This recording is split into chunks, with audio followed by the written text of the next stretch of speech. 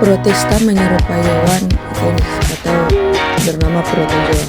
Protista menyerupai hewan ini adalah kelompok protista yang bersifat heterotrof, tidak memiliki dinding sel dan bergerak aktif seperti hewan. Mereka umumnya hidup di lingkungan berair atau lembab. Ciri-cirinya itu adalah bersel tunggal atau uniseluler, tidak memiliki dinding sel, hanya membran sel, heterotrof, memperoleh makanan dengan cara menelan partikel organik, bergerak aktif menggunakan alat gerak seperti pseudopodia, silia, atau flagella, hidup di lingkungan berair, lembab, atau sebagai parasit. Reproduksi terutama secara aseksual atau pembelahan bina. Ada juga secara seksual atau konjungsi. Contoh spesiesnya itu adalah Amoeba preteus yang dimana hidup di air tawar dan tanah lembab, bergerak menggunakan pseudopodia atau kaki semut untuk menangkap makanan seperti bakteri dan mikroorganisme. Reproduksi secara seksual dengan pembelahan bina. Pengamatan prosedurnya: pertama, letakkan sampel air ke dalam objek gas sebanyak 2 tetes dan ditutupi dengan cover glass.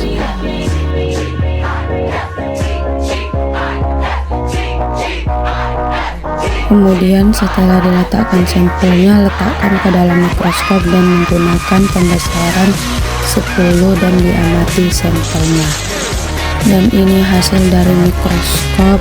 Sampel air kita sedikit buram, tapi terlihat tampak jelas dan dicatat hasil pengamatannya.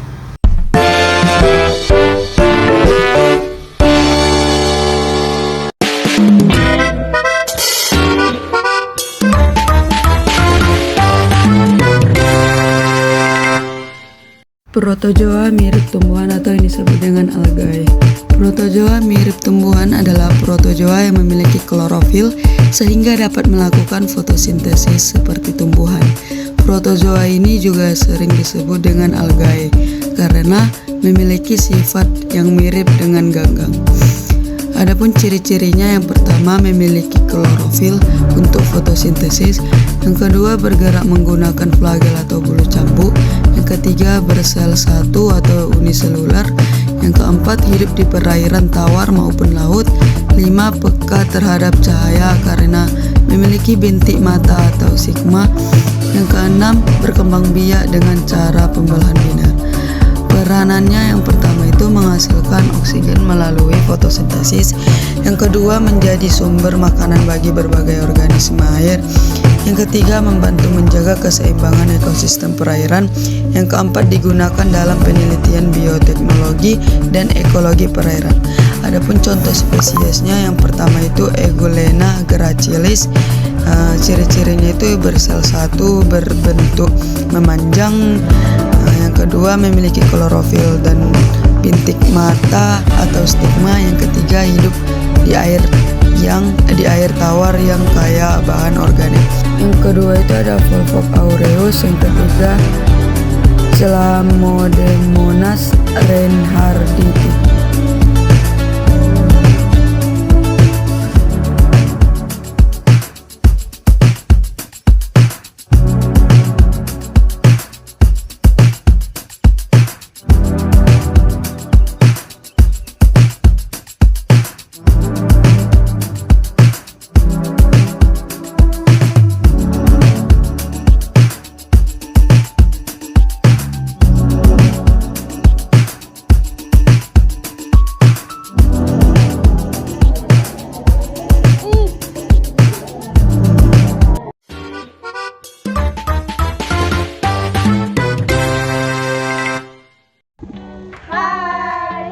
Kami dari kelompok 1 ingin melakukan pengamatan terhadap lichen di sekitaran gedung 12. Oke, di sini kami langsung menemukan pohon tersebut.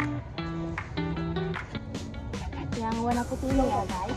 Jadi, lichen adalah organisme hasil simbiosis mutualisme antara jamur dan alga hijau atau cyanobacteria, di mana jamur berfungsi menyerap air dan melindungi alga, sedangkan alga melakukan fotosintesis untuk menghasilkan makanan yang memiliki ciri-ciri sebagai berikut.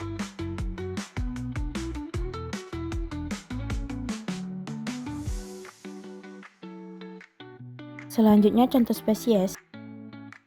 Krustose adalah jenis lichen yang memiliki bentuk seperti kerat tipis dan menempel sangat kuat pada permukaan tempat hidupnya.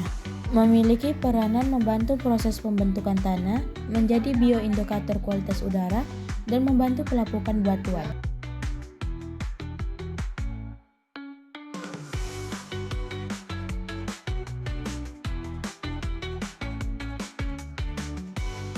Teman-teman, di sini kami juga menemukan Krustose lichen yang mana itu sudah dijelaskan pada teman kami Aurel. Namun tadi kan sebelumnya ditemukan pada dinding permukaan, di sini kami menemukan pada batu.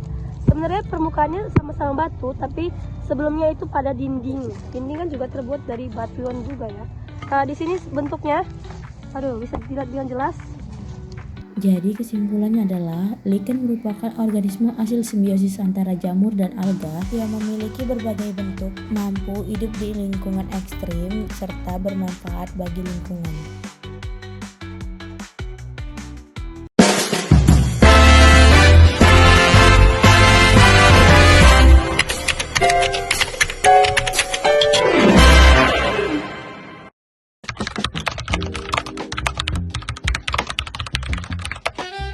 Basidiomycota merupakan kelompok jamur yang menghasilkan spora seksual berupa basidiospora pada struktur yang disebut basidium. Nah, jamur ini umumnya memiliki tubuh buah yang dapat dilihat secara langsung. Sedangkan Deuteromycota atau fungi imperfektif merupakan kelompok jamur yang belum diketahui fase reproduksi seksualnya dan berkembang biak secara aseksual menggunakan konidia.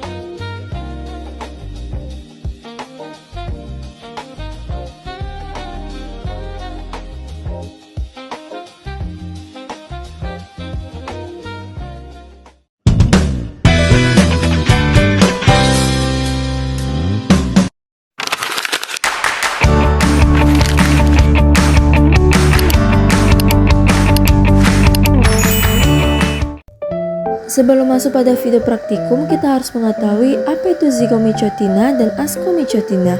Jadi Zygomycotina ini adalah kelompok jamur yang memiliki hifa aseptat atau tidak bersekat dan berkembang biak terutama secara aksesual dengan spora di dalam spongarium, secara seksual dengan membentuk zigospora.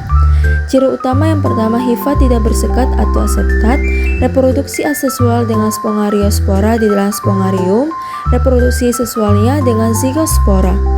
Hidup sebagai self-profit pada bahan organik mati. Contoh spesiesnya adalah Rhizopus stolonifer dan Mucor mucedo. Kemudian Ascomycotina adalah kelompok jamur yang ciri khasnya memiliki ascus atau kantung spora yang berisi ascospora sebagai alat reproduksi seksual utamanya. Ciri utama yang pertama, hifa bersekat atau septat. Reproduksi seksual menghasilkan ascospora di dalam ascus. Ascus biasanya terdapat dalam struktur ascocarp atau bahan buah. Kemudian hidup sebagai self-profit, parasit, dan simbiotik. Contoh spesiesnya Saccharomyces cerevisiae, Penicillium chrysogenum, dan Neurospora cerasa.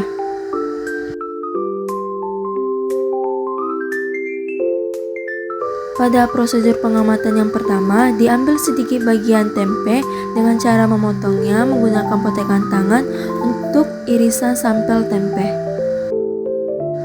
Lalu, iris sampel tempe dengan setipis mungkin, kemudian diletakkan sampel tersebut di atas objek kelas yang telah dibersihkan. Ditambahkan 1-2 tetes air pada sampel menggunakan pipet tetes, Kemudian ditutup dengan cover glass secara perlahan agar tidak terbentuk gelembung udara. Pada prosedur pengamatan yang terakhir, diamati sampel tempe tersebut di bawah mikroskop dengan perbesaran yang sesuai dan dicatat hasil pengamatannya.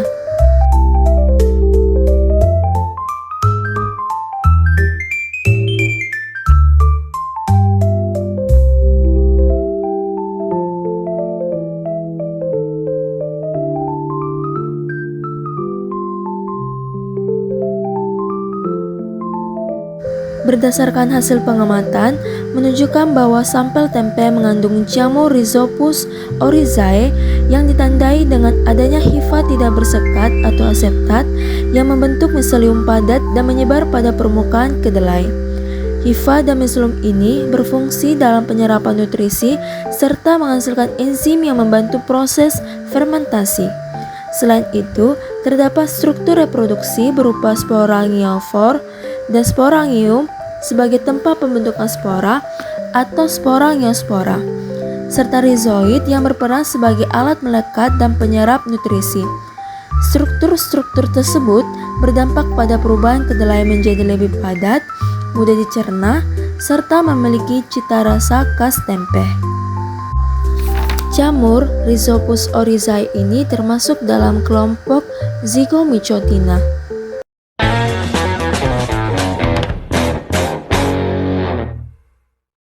Guys, pernah nggak sih kepikiran kalau di sekitar area auditorium ini ternyata ada makhluk kecil yang sering terlewat dari perhatian?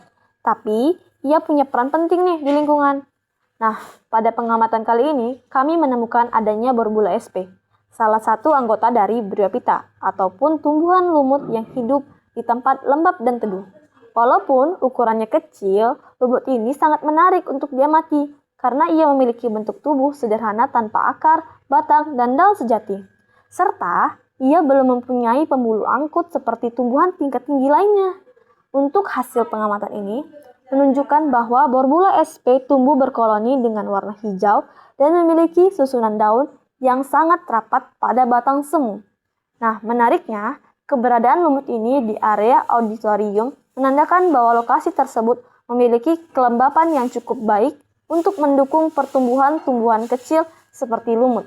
Jadi, meskipun sering dianggap biasa aja, ternyata lumut ini menyimpan banyak cerita tentang bagaimana alam bekerja diam-diam di sekitar kita.